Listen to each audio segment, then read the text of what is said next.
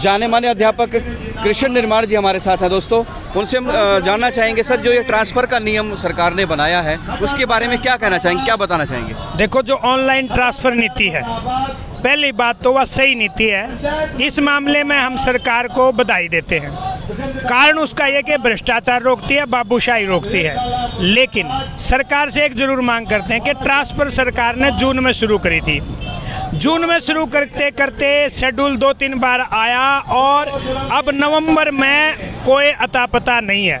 हमारा कहना सरकार से ये है कि अच्छी नीति है, अगर ट्रांसफ़र नहीं करेंगे तो वो अच्छी नीति भी आपके खिलाफ ही जाएगी, क्योंकि आप ट्रांसफ़र नहीं कर रहे हैं। तो हमारी मांग इतनी है, पहली तो कि सरकार ट्रांसफ़र करे, सत्र का बहाना ना बनाए कि भाई सत्र नज़दीक है। हम ध्यान दिलाना चाहते हैं सरकार को बहुत निवेदन के साथ कि पिछले साल 2022 में जनवरी में भी ट्रांसफ़र की थी सरकार ने, और इसी पॉलिसी के तहत की थी।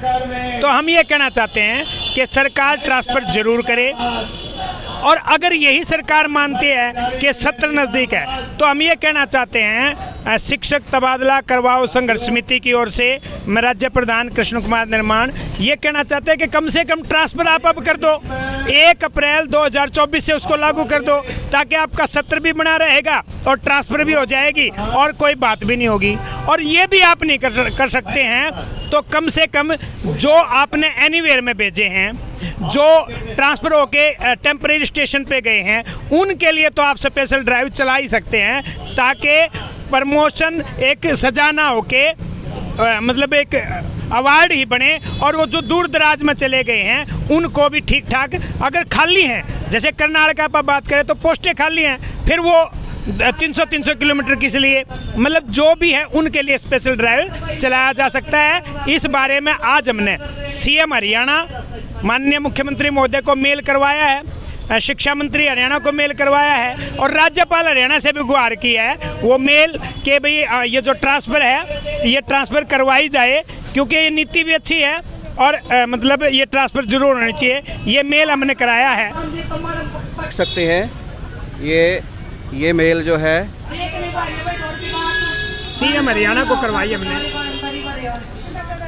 ये सीएम हरियाणा और शिक्षा मंत्री, एजुकेशन मिनिस्टर और गवर्नर को भी कराई, गवर्नर को भी ये जो मेल है इस प्रकार से दोस्तों करवाई गई है।